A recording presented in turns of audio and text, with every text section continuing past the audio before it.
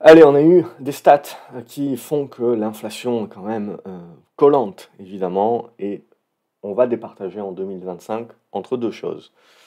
Premièrement, est-ce que l'inflation est vraiment collante et on la relance avec Trump qui va arriver peut-être au moins bon des moments, mais toujours est-il que voilà, on est sur le 10 ans américain, vous voyez, au milieu du gué. On est toujours dans cette longue congestion. Tant qu'on est là-dedans, en fait, tant qu'on est dans la figure en triangle, c'est quasiment idéal pour les marchés. Il y a deux choses qui sont beaucoup moins idéales pour les marchés, donc c'est si on casse par le bas. Si on casse par le bas, ça veut dire que le marché commence à penser que l'inflation va redémarrer, que ce soit pour le protectionnisme, ce que vous voulez, peu importe. Si le marché pense que l'inflation redémarre, ça veut dire également que les taux vont remonter, que les banques centrales sur les taux court terme ne vont pas les baisser autant que ce que l'on croit, ou en tout cas approche directement, on va dire, là ils vont encore baisser de 0,25 la Fed, la BCE a fait 0,25, elle a dit qu'elle allait faire encore 0,5 sur les deux prochaines réunions, enfin 0,25 plus 0,25, la Fed va probablement faire aussi un petit peu la même chose, mais en gros l'idée c'est de se dire ok on va redescendre à peu près sur du 2,5 en Europe et peut-être sur du 3 aux US, mais ça reste des taux qui sont en baisse, mais des taux qui sont plus élevés que ce qu'on a connu sur les dernières années. Donc ça aussi, c'est à prendre en compte sur le fait que le marché peut se mettre à se dire, OK, si tel est le cas et si mon inflation reste linéaire, et donc même si j'ai une petite période de déflationnite qu'on peut avoir éventuellement en Europe, c'est quelque chose qu'on peut avoir sur du court terme. Mais si on part du principe sur cet aspect de ratio-là, c'est retour sur les actifs tangibles, retour sur les valeurs value, cycliques éventuellement, et surtout concurrence de l'obligataire, puisqu'à ce moment-là, on casserait peut-être le plafond de verre sur les US du 4,5%. Et là, la question se pose. Directement, la question se posera, pourquoi je vais venir m'embêter à prendre du risque sur les actions qui sont sur les plus hauts, enfin ça dépend lesquelles, bien entendu, plutôt que de me mettre que sur du 10 ans américain. La réponse à ça, c'est éventuellement parce que j'ai des régulations, je peux pas, beaucoup de fonds et de fonds de pension, et cetera, peuvent pas faire du all-in obligataire ou du all-in action. Donc en règle générale, ils font des portefeuilles 60-40 et ou 40-60, peu importe. Donc l'idée, voilà, c'est que je peux faire un petit peu d'obligataire si j'ai ce scénario-là qui se met en place, mais je dois aussi faire des actions. Mais à ce moment-là, je vais pas privilégier les actions de croissance comme j'ai fait ces dernières années. J'ai privilégié les actions value qui ont été sorties. Mais ça, on l'a vu, c'est quelque chose qui est déjà dans les diversifications, qui est déjà en cours. C'est juste qu'on aurait peut-être un surplus de flux qui permettrait d'aider la surperformance de ce secteur.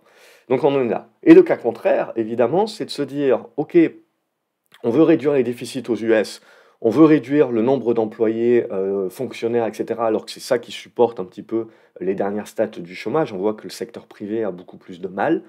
Donc on va vers une dégradation. Si cette dégradation s'accélère et en plus est accélérée par le fait que Trump, oui, ok, on va baisser les impôts, mais à côté de ça, si on baisse les déficits des États, ce qui fait la croissance des pays ces dernières années, c'est essentiellement le déficit des États, c'est ce qui fait l'inflation aussi. Mais à ce moment-là, ça veut dire qu'il faudra compenser avec la Fed, c'est-à-dire la fin du quantitative tightening et le retour du quantitative easing. Et donc, il faudra compenser de cette manière-là. Mais on n'y est pas. Et donc, dans un premier laps de temps, le marché peut très bien se remettre à avoir peur, de se dire, OK, ralentissement économique, récession. Et à ce moment-là, c'est plutôt la baisse des taux qui se met en place et donc la montée des prix obligataires. Ce qui n'est pas une mauvaise chose également pour un investisseur obligataire, puisque il y a deux façons de gagner en obligation. C'est soit de garder l'obligation jusqu'à maturité en touchant les petits coupons par trimestre, par mois ou par année selon ce qu'on a, ou tout simplement essayer de revendre l'obligation si les taux continuent globalement de baisser, eh ben, l'obligation que vous avez, elle vaut plus cher puisque vous l'avez, elle est en train de donner des coupons qui sont plus importants. Et si la maturité est encore lointaine, vous pouvez donc avoir un gain sur ça si vous revendez votre obligation avant le terme. Donc c'est ça qui se mettra en place.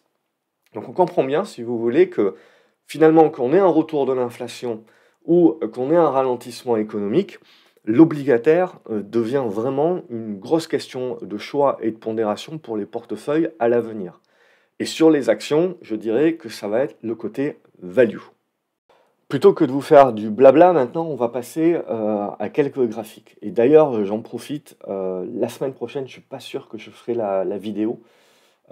J'essaierai de faire mon maximum. Ça dépendra où j'en suis avec les cadeaux, avec mon retard habituel à faire les cadeaux de fin d'année. Et si vous avez des idées, d'ailleurs, notamment, je vous dirais surtout des idées pour mes parents, pour les parents, donc ça peut bien aider. Donc si vous avez des idées dans les commentaires pour des parents, ça peut être utile.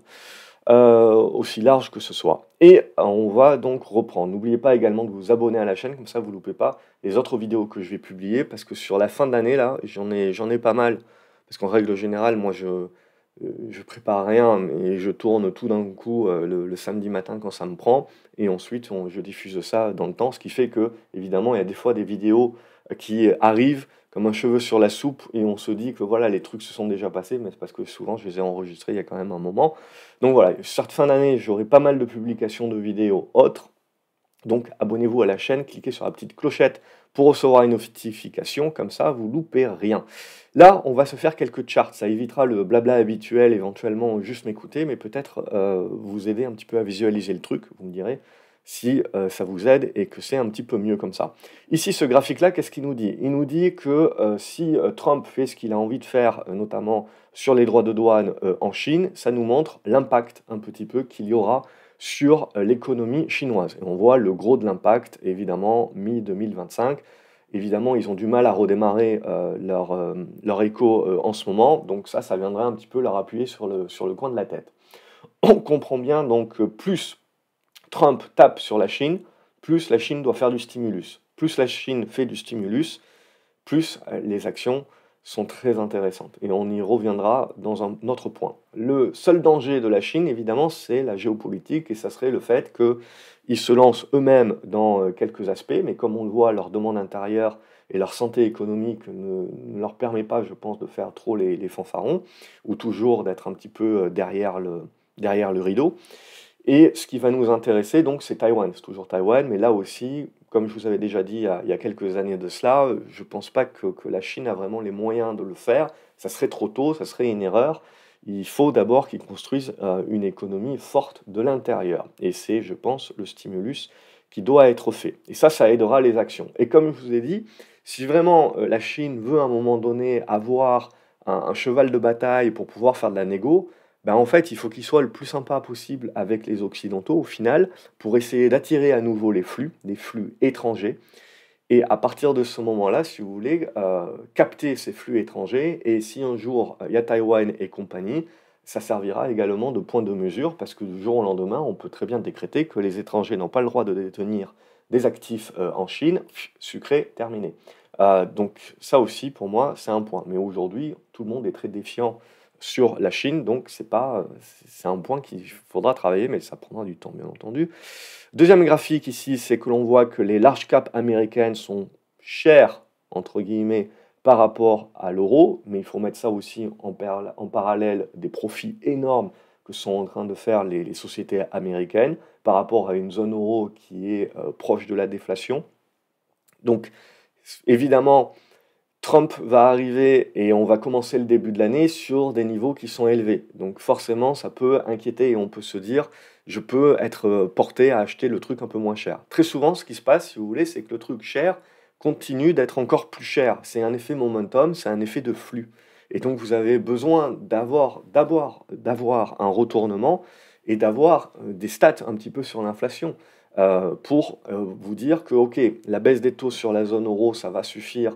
Les élections en Allemagne, ça va permettre également aussi de faire du stimulus peut-être en Allemagne et de tirer un petit peu tout le monde vers le haut. On a toute l'Europe de l'Est et l'Europe du Sud également qui performent plutôt bien. On a en gros la France qui est un peu le vilain petit canard actuellement, mais on sait très bien, si vous voulez, que au-delà du président et de quelques députés, on a des institutions qui fonctionnent quand même. Donc c'est quand même quelque chose qui est à prendre en compte. Et puis vous avez quand même la BCE. Donc pour moi, Lagarde aurait dû baisser de 0,5 d'un coup, mais je comprends peut-être qu'elle ne veut pas déstabiliser le schmilblick, mais elle nous a quand même annoncé qu'elle va continuer de baisser de 0,25 dans les mois à venir. C'est juste qu'il y a une latence et on sait très bien que la baisse des taux prend du temps quand même à impacter l'économie. Mais bon, on va y venir, mais on aura perdu un petit peu du temps.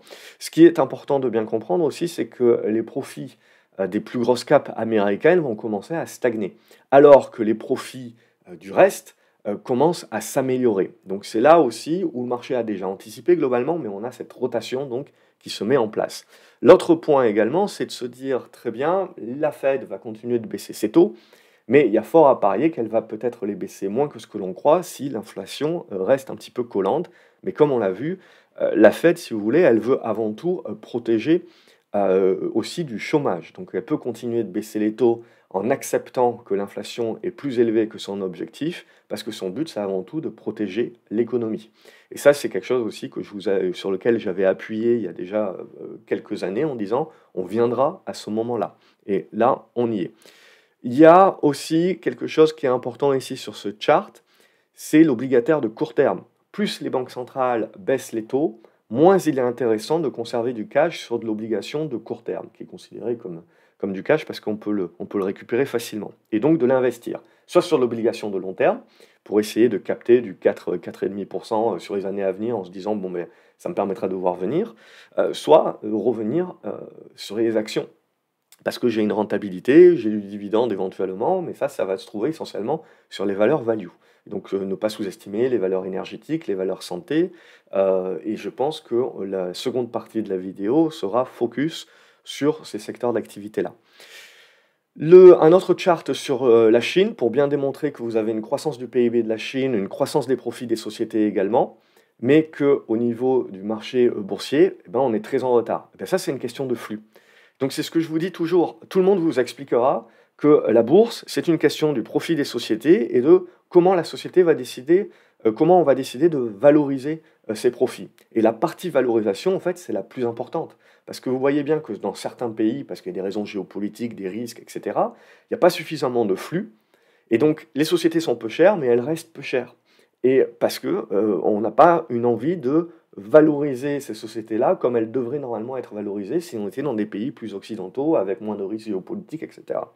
C'est juste qu'à un moment donné, si vous voulez, vous avez les rotations. Et donc là, c'est ce qu'on attend. Le stimulus chinois, le fait que peut-être avec Trump, ils vont un petit peu adoucir le truc. Taïwan aussi, on continue de mettre la pression et de mettre des bateaux de temps en temps autour pour bien montrer qu'on est là. Mais globalement, si on joue la montre, il y a la possibilité que la Chine le récupère dans quelques années sans tirer un seul coup de feu. Donc il y a, ça serait, après il faut jamais dire jamais, mais ça serait quand même dommage d'y aller alors que je pense que les Chinois peuvent potentiellement attendre et le récupérer sans tirer un coup de feu et surtout dans une meilleure santé économique. Ça sera ça. C'est ça le gros challenge aujourd'hui. Et ne pas oublier que Xi Jinping, il n'est pas au-dessus du parti chinois et qu'à un moment donné, également, le peuple doit être contenté et qu'il a aussi cette pression-là, que même s'il ne veut pas faire du stimulus, même s'il ne veut pas faire un paquet de trucs, il sera quand même poussé, si vous voulez, parce que il y a quand même, ne l'oublions pas, il y a quelques années, ça avait été réprimandé, bien entendu, et ça continuera de l'être. Mais le parti sait très bien qu'il a un boss, ça reste quand même la population. Même si on réprimande, si vous voulez, vous ne pouvez pas non plus vous mettre dans une situation où vous courez ce risque-là de vous faire sauter. Ça, pour moi, c'est le chart qui est le plus important. Ça, c'est les earnings, les derniers earnings de Microsoft. Et on l'oublie, et je vous avais fait une vidéo il y a peut-être 2 ans, etc., pour dire, n'oubliez jamais que la comptabilité américaine est bien différente de la française, et du fait qu'on se retrouve avec beaucoup de ces sociétés tech qui ont très peu d'actifs tangibles, mais aussi parce qu'on ne considère pas dans les actifs tangibles tout ce qui va être leur outil marketing, leur outil de CRM, les investissements qui ont pu être faits et qui sont vus comme des dépenses, si vous voulez. Et surtout, donc, quand on parle de Microsoft et compagnie, toutes ces dépenses qui sont faites dans l'IA pour acheter des puces, pour acheter des serveurs, etc., vous allez avoir ensuite des amortisations et des dépressions. Euh, et ça, c'est important de prendre en compte ces dépréciations parce que regardez, sur le dernier quarter, vous avez des profits qui sont énormes, mais ces dépréciations, en fait, elles vont crescendo. Au fur et à mesure de la durée de vie du parc, on le déprécie. Donc, dans un laps de temps, imaginez si on a toutes ces grosses valeurs qui commencent, comme on l'a vu, à avoir des profits qui commencent à être stagnants, voire baisser, vous allez avoir ces dépréciations d'actifs IA et compagnie qui sont en augmentation. Et donc ça, en fait, ça va faire que votre résultat net va descendre comme peau de chagrin au niveau de votre free cash flow également. Donc il suffit, si vous voulez, que vous ayez une augmentation un petit peu des coûts, une stagnation, voire une légère baisse de vos profits, et parce que, au fur et à mesure où vous avancez, si vous voulez, et que vous avez fait le gros de vos investissements, bah, c'est les dépréciations et amortisations, futures qui vont énormément augmenter, et vous allez vous retrouver avec comptablement, si vous voulez, avec toutes ces grosses boîtes-là qui vont évidemment impacter énormément, leur résultat, final par rapport à ces dépréciations. Et ça, pour moi, c'est quelque chose que le marché, à un moment donné, peut décider de voir d'un mauvais œil. Maintenant, plus tard, si en fait, tous les investissements auront été faits, on ne change pas les serveurs tous les 4 matins, et on pourra se dire qu'en fait, plus tard, quand ces dépréciations auront été faites et compagnie, et ben à nouveau, la grosse partie du résultat net sera du free cash flow positif, si vous voulez, parce que vous n'aurez plus cette partie d'amortisation qui aura déjà été faite. Donc vous avez un effet ciseau qui peut se mettre en place. Donc ça, faut pas l'oublier, c'est juste des normes comptables, évidemment, mais on peut le prendre en compte. Quand on parle de ces data centers, on voit tout de suite un petit peu l'avancée des US par rapport au reste du monde en nombre de data centers. Évidemment, tout le monde se met à construire et tout ça, ça bouffe de l'énergie. Et donc on constate bien, si vous voulez, que d'ici 2030, en fait, les capacités énergétiques que l'on a actuellement devront être doublées, sauf évidemment prouesse technologique, etc., pour consommer moins. Mais voilà, vous voyez bien qu'il y a un gros besoin d'énergie, peu importe que cette énergie soit renouvelable ou pas, à un moment donné, si vous voulez, stratégiquement, si on veut continuer de maintenir son avance, va falloir envoyer du lourd, peu importe l'origine. Ici, c'est juste un truc pour vous montrer le prix des diamants qui prennent un gros coup depuis qu'on a les diamants de synthèse. Donc ça, c'est juste pour se rappeler que jamais rien n'est figé, si vous voulez, et vous avez toujours les trucs de synthèse qui peuvent débarquer, et c'est ce qu'on appelle en fait tout simplement des capacités disruptives. Et ça, n'oubliez jamais que peu importe tout ce que vous voyez, que ce soit Nvidia, tout ce que vous voulez, à un moment donné ou à un autre, il y aura une disruption. Donc c'est toujours à garder dans un coin de sa tête que ça arrive, même sur le diamant, par exemple. Ensuite, vous avez ce petit chart ici qui vous montre le ratio en price to book, c'est-à-dire sur les actifs tangibles, et tout le monde qui va vous dire le marché est plus cher que dans les années 2000, donc c'est la fin du monde, c'est le krach boursier. Évidemment, ça doit vous inviter à de la prudence, mais ça ne doit pas vous faire de conclusions hâtives. Le S&P dans les années 2000, c'était essentiellement des valeurs énergétiques, des valeurs pétrole qui étaient sur les surconcentrations et les surpondérations.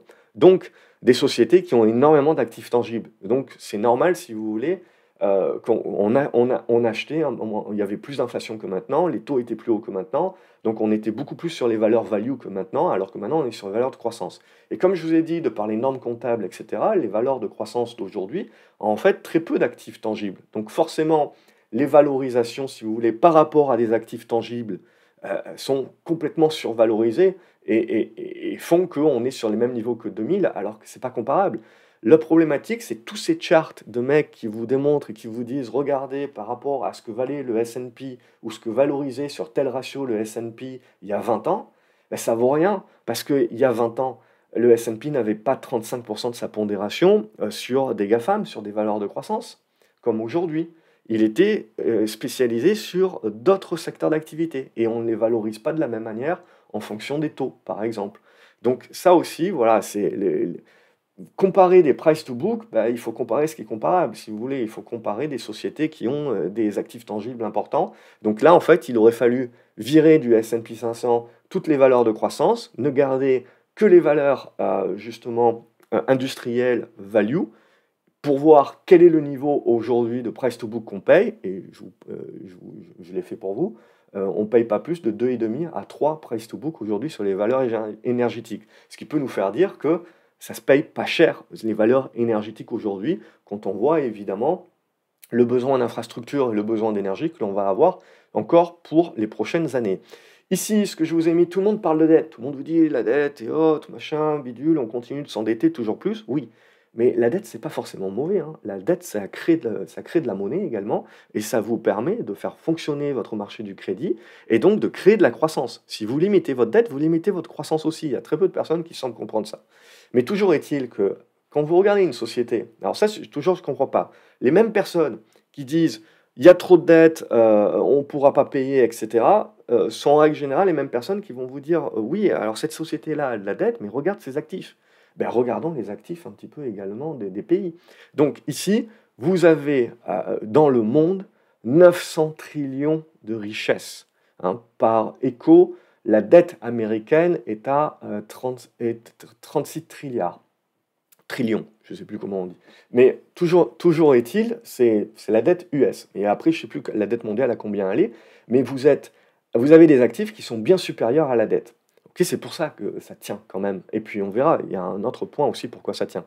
Donc regardez un petit peu, c'est assez intéressant. Le Bitcoin, c'est 2 trillions.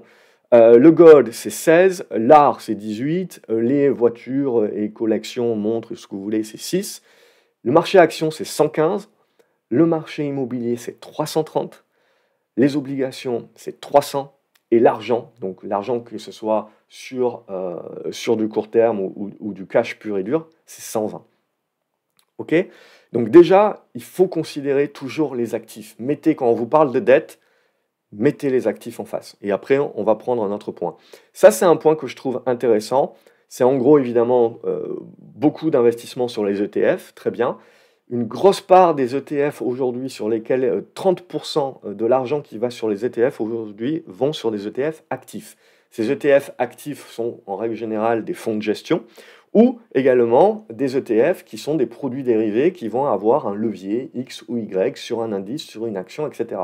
Ce qui fait que ça devient une véritable jungle parce qu'on a des ETF pour tout et pour rien. Mais surtout, ce qui est intéressant, si vous voulez, c'est qu'aujourd'hui, on voit bien que sur ce marché des ETF, tout le monde est long, tout le monde est à l'achat, personne n'a vraiment de protection. Okay, parce que normalement, il y a toujours des stratégies qu'on peut faire avec des options aussi, mais pour essayer un petit peu de se protéger contre des revirements. Donc ça, qu'est-ce que ça veut nous dire? Ça veut juste nous dire que ça va renforcer à un moment donné ou à un autre la volatilité.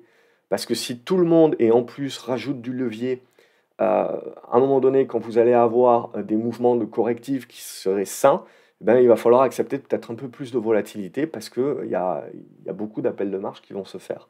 Et des ETF éventuellement qui vont sauter parce que quand vous avez évidemment un levier, l'ETF peut rapidement sauter si on a des mouvements assez forts. Ça, j'ai vu un chart l'autre jour sur X, alors je passe pas beaucoup de temps sur Twitter, fort heureusement pour moi, mais toujours est-il, voilà, je vois un truc qui dit qu'avec un graphique qui montre un petit peu la part du patrimoine global mondial qui est aux mains des boomers. Et évidemment, je sais pas, 80% peut-être. Et ensuite, on voit les millennials et la génération Z, et on se dit, bah, ils ont rien. Et donc, on compare, si vous voulez, quand les boomers avaient 35 ans, ils avaient une plus large part par rapport à leurs seniors, à leurs aînés. Mais en fait, c'est pas comparable, si vous voulez, parce que d'une part, vous avez une croissance tellement exponentielle des actifs ces 30-40 dernières années que c'est normal que ce soit les boomers qui en profitent le plus. Deuxièmement, il faut réfléchir que ces boomers-là, c'est des héritages. Sur les 10 prochaines années, c'est des héritages énormes de 70 trillions qui doivent être déversés. Et alors, comment ça va être déversé? Est-ce qu'on va conserver l'immobilier? Est-ce qu'on va faire de l'obligataire? Est-ce qu'on va vendre la maison de papa-maman et garder la nôtre en périphérie? Ou le contraire? Est-ce qu'on va se mettre à faire des actions, puisque les nouvelles générations ont l'air d'être plus portées sur les actions par effet de contradiction, si vous voulez, c'est toujours pareil. C'est à peu près 2 générations, mais on a tendance à faire le contraire de nos parents. Donc nos parents ont fait que de l'immobilier, ben, nous, potentiellement, on va faire que de la bourse. Voilà, et donc, il y a tout un tas de questions qui se posent évidemment sur ces trillions d'héritages. Évidemment, l'État en prendra une partie, mais c'est également des flux qu'il faut prendre en considération, qui sont aujourd'hui des flux qui sont essentiellement sur un marché qui est illiquide, comme l'immobilier. Donc ça aussi, ça peut créer de la volatilité. Mais toujours est-il que ce chart est complètement faux, parce que si vous regardez un petit peu dans le détail, vous allez vous rendre compte que si on compare ce qui est réellement comparable, que ce soit les millennials, en fait, si vous voulez, sont dans une position qui est bien meilleure que leurs aînés, au même âge qu'eux, dans la même temporalité. Il faut comparer ce qui est comparable.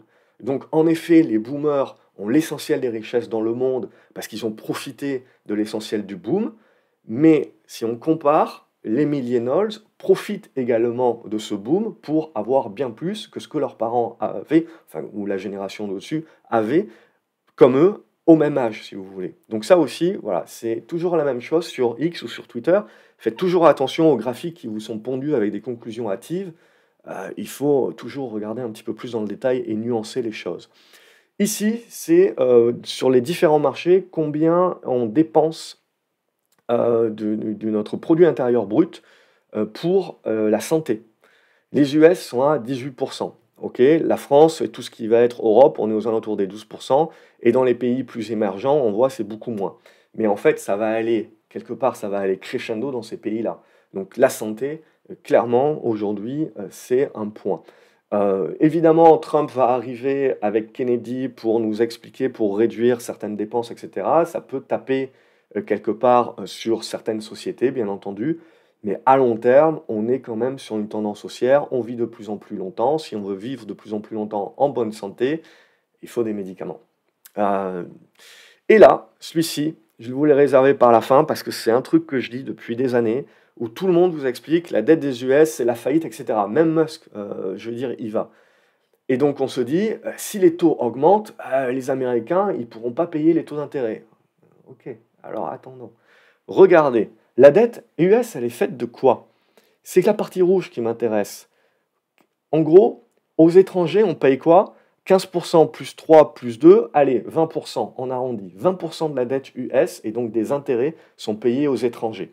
Tout le reste, c'est payé aux Américains. C'est-à-dire, c'est des obligations d'État qui sont détenues par des banques, par la Fed, par des fonds de pension, donc essentiellement, si vous voulez, par des agences. Donc quand les taux augmentent et que les taux d'intérêt augmentent sur la dette US et que les US doivent payer encore plus de taux d'intérêt, etc., ben, l'essentiel, en fait, reste à la maison. Et donc, potentiellement, si vous voulez, si on décide de vendre un petit peu de la dette américaine et de l'obligation, tout ça, c'est des coupons qui sont versés. Et donc, c'est de la richesse également, mais qui reste dans le pays. Ne l'oublions pas. Donc, d'une part, les US ne peuvent pas faire faillite, parce que quand vous avez une dette libellée en dollars et que vous avez votre imprimante où vous pouvez imprimer vos billets en dollars, par extension, vous ne pouvez pas faire faillite. Et en plus, l'essentiel de votre dette est détenu par vous-même.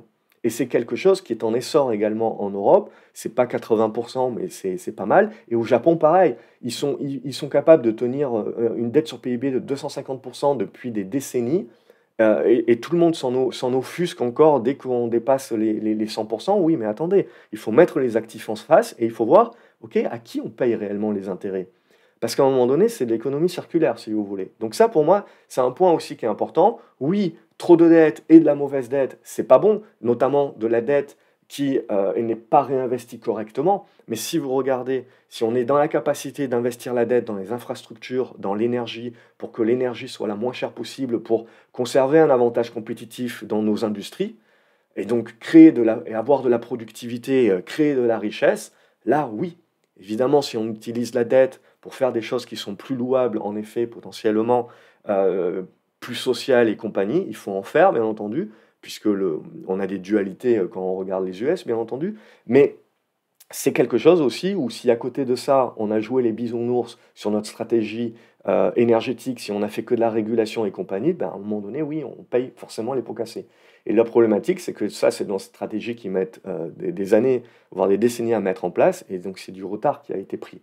Mais toujours est-il, voilà, prenez en considération ça aujourd'hui pour vous dire que oui, la dette, à un moment donné, il y a une limite, hein, bien entendu. Mais il y a pas, si vous voulez, de logique. Je parlerai également de la logique de conserver, d'avoir des bitcoins et d'avoir de l'or pour se protéger de l'augmentation de la dette pour un État. On parle aujourd'hui énormément que Trump et compagnie, ils veulent avoir du bitcoin et ils veulent acheter de l'or. Quand vous avez un pays qui a de la dette en dollars et qui a une imprimante en dollars, vous ne pouvez pas faire faillite. Donc, et en plus, vous avez la première puissance énergétique militaire mondiale, donc également de la monnaie. Donc, si vous voulez faire un fonds de réserve en Bitcoin et même en or, ça n'a aucune logique, si vous voulez. C'est pas du tout intéressant. Même, je dirais, il faudrait vendre l'or. Il faudrait vendre l'or tout simplement parce qu'il y a qu'est-ce que vous allez conserver des cailloux? Ça va absolument pas vous sauver. Pour un pays qui éventuellement a une dette qui est dans une monnaie en dollars ou autre que sa monnaie elle-même, et qui a un certain nombre de problématiques, oui, l'or, détenir de l'or peut permettre de compenser un petit peu la chute de sa monnaie et permettre un collatéral quelque part pour garder confiance dans sa monnaie. Là, oui. Mais dans le cas des États-Unis, par exemple, il y a absolument aucun intérêt. Donc, faire le fonds de réserve Bitcoin, etc., oui, je veux bien, mais ça pourra jamais rien changer, jamais retourner la table, et il y a pas de logique, si vous voulez, par rapport à quoi que ce soit, si ce n'est contenter quelques électeurs par rapport à une promesse de campagne, bien entendu, mais voilà, on en est là aujourd'hui. Et maintenant, on va faire l'analyse des différents indices. Allez, on va continuer avec le pétrole. Le pétrole qui continue de tenir son support. Donc là, de deux choses l'une, hein. Soit on arrive à faire une figure comme ça, et en effet, on se dit que l'inflation va tenir et qu'il faut bien regarder les valeurs énergétiques et compagnie. On prend peur sur le ralentissement économique qui peut être causé par une hausse des prix de l'énergie, que et si seulement si on revient au-dessus, je dirais, de la zone des 95-100 dollars. Pour l'instant, voilà, on reste dans du rebond et tant qu'on va rester sous les 80 dollars, il faut rester un petit peu méfiant, puisqu'évidemment, on peut très bien, si on veut vraiment jouer le ralentissement éco tout de suite, casser ce niveau-là et aller chercher les 60 dollars. Maintenant, je pense que sur les 60 dollars, on a un socle et je ne pense pas qu'il sera cassé. Et il ne remettra que à plus tard le renouveau du pétrole.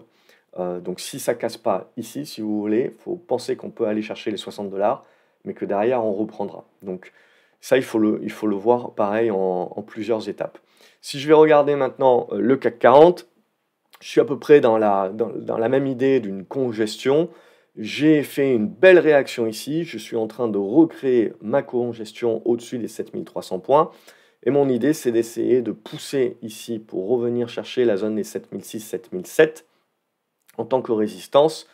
Et puis derrière, sur la consolidation, tenir cette oblique dorénavant qui fera office de support pour essayer de relancer ma tendance haussière. Peu importe ce que l'on pense sur la France, ça c'est le scénario positif. Le scénario négatif, c'est que je n'arrive pas à passer ici, cette zone des 7005-7006. Je recasse cette zone des 7003. Et là, mon support oblique, qui pour l'instant a très bien tenu, serait fragilisé. Et le risque, c'est d'aller chercher le suivant plus bas. Et ça, évidemment, ça voudrait dire aussi que les US partent un petit peu en correction. Et là, le scénario, ça serait de revenir chercher une zone entre les 6008 et 6009 pour privilégier un biseau descendant. Voilà. Donc là, je dirais qu'on est dans une certaine neutralité avec une volonté positive de se dire, ok, pourquoi pas, mais les prochaines séances vont être super importantes. Si je vais regarder par rapport à mes marchés émergents et à la Chine, si je veux voir le verre à moitié plein, si vous voulez, ben, j'ai besoin que le cuivre performe. Et pour que le cuivre performe, ben là, je suis à peu près comme le CAC 40, hein, j'ai fait une réaction sur mon support, je crée ma congestion, ben j'ai besoin d'en sortir par le haut de cette congestion pour me remettre en attaque de la zone des 4,5, 4,6, où là, je pourrais me dire, oui, ça y est, le marché est en train véritablement de jouer le renouveau chinois. Sinon, si je reviens casser les 4 dollars, c'est pas bon. C'est pas bon et on peut se la mettre sur l'oreille et la fumer plus tard. Le DAX, évidemment, est sur les plus hauts. Alors, il y a beaucoup de personnes qui écrivent beaucoup de choses, évidemment, sur le fait que l'économie allemande se fait défoncer et le DAX est au plus haut. Je pars du principe que le marché action, si vous voulez, il anticipe. D'une part, le DAX est très concentré dans quelques valeurs qui performent très bien. Donc, ça vous envoie une image erronée de la situation boursière, la situation économique. Si vous voulez réellement avoir la situation économique, vous allez voir les petites capes. Les petites capes allemandes, vous verrez que c'est comme les petites capes françaises, il y a à boire et à manger. Et ça reflète beaucoup plus un petit peu la phase d'incertitude actuelle sur l'Europe. Mais surtout, ne pas oublier que le marché anticipe, et il anticipe qu'on va avoir les élections en février, et qu'éventuellement on aura une majorité qui sortira de ces élections qui permettra de lancer du stimulus de par la dette, parce que eux ils en ont encore les moyens, si vous voulez. Donc, nous aussi on en a les moyens, mais par la BCE, par du quantitative easing de la BCE. Donc voilà un petit peu où on en est. Donc le DAX pour l'instant il est haussier point barre, le seul truc c'est qu'à un moment donné ou à un autre, évidemment il y aura de la conso, mais à ce stade-là, on remet absolument rien en cause tant qu'on va rester au-dessus des 20 000 points, 19 700 points. À ce stade-là, si on veut aller chercher 20 006, 20 008 également, ce sont des objectifs tout à fait possibles. L'euro-dollar, ça va être un point qui est très important aussi. Parce que le scénario que l'on avait, hop, on se l'est mis sur l'oreille, on se la fumera plus tard. Je pense qu'il ne faut pas l'oublier, je pense que ça peut revenir. Mais pour l'instant, donc, le dollar reste fort sur cette zone des 1,04, qui est une zone horizontale de support. Et donc là, de deux choses l'une. Soit on arrive à reconstruire la suite, parce que Trump, si vous voulez, s'il veut réellement rendre les États-Unis compétitifs pour pouvoir produire aux États-Unis, il ne faut pas trop que le dollar soit fort non plus. Donc on peut éventuellement se permettre de revenir à la parité, histoire de se faire plaisir et de faire plaisir à tous les mecs sur YouTube, évidemment, qui le disent. Mais in fine, on ne peut pas garder un dollar trop puissant, et ça aiderait l'Europe, hein, mais nous, on peut pas les États-Unis ne peuvent pas garder un dollar trop puissant non plus, parce que bah, ça leur ferait perdre en compétitivité. Donc un dollar fort, oui, mais pas trop. Et Trump, quelque part aussi, il aura besoin à un moment donné, on verra comment, mais qu'on revienne peut-être plus autour de la zone des 1,08. En tout cas, on est coincé. On n'a pas vraiment de suite. Au-dessus des 1,0, entre les 1,04 et 1,08, c'est très neutre. Au-dessus des 1,08, on remet sur la table le scénario pro, émergent et compagnie en se disant dollar faible, donc on peut rejouer les actifs hors à l'international. A contrario, si vous avez tout ce qui est inflation, tout ce qui est taux et compagnie qui continue de bien booster, oui, la parité est aussi un scénario. Mais comme je vous ai dit souvent, les scénarios, c'est sur différents horizons de temps. On peut très bien jouer un retour sur la parité à court terme, mais tout en ayant toujours un moyen long terme, l'hypothèse de travail qui est de dire on aura un retour à l'international et sur les émergentes des flux parce qu'on aura une volonté d'affaiblir le dollar pour continuer à rendre les US compétitifs, si vous voulez, et à ce moment-là, ça sera validé si on déborde les 1,08, 1,10, 1,12. Mais pour l'instant, nous n'y sommes pas, bien entendu, et vous voyez, on est toujours dans cette très longue figure en biseau descendant, et comme vous voyez, si on veut, ben on a encore la place de graviter plutôt vers le bas pendant quelques mois, quelques années, avant éventuellement que l'hypothèse de travail prenne effet. Donc c'est là aussi, il faut faire attention, c'est comme quand je vous avais parlé d'ArcelorMittal. Je pars du principe, si vous voulez, que l'hypothèse de travail elle est toujours sur la table, mais le marché voilà, peut faire une première tentative échouée, faire une deuxième tentative échouée, troisième tentative échouée, et paf, la quatrième, c'est la bonne. Et en fait, vous êtes en train d'évoluer dans votre consolidation-congestion à l'intérieur d'un biseau, et vous testez, vous refusez, etc. Et puis à un moment donné, ça passera. Et ça peut prendre des mois, des années. Donc aussi, c'est important de jouer les scénarios, si vous voulez, mais quand ça marche pas, hop, on ressort, et après on va le rejouer plus tard. Donc là, on voit bien sur l'euro-dollar, ça serait bien de tenir ce niveau-là pour revenir attaquer les 1,08, mais tant qu'on passera pas cette zone-là, on va pas remettre le truc sur la table. Et le risque, évidemment, c'est qu'on revienne plutôt aux alentours de la parité, euh, en attendant pour l'instant, puisque voilà, le dollar démontre pas mal de force. Si je vais regarder du côté de mon Nasdaq 100, je suis là aussi sur les plus hauts, il n'y a rien à dire. Euh, le seul point pour moi pivot, c'est celui-ci, à court terme, hein, 21 300. Si on passe en dessous, on commencera à attaquer de la consolidation pour essayer d'aller refermer quelques gaps éventuellement. Mais à moyen terme, au-dessus des 20 007, on va rester positif. Voilà, jusqu'à preuve du contraire, on en est là. Donc après, c'est juste une question de peur de l'altitude, si vous voulez.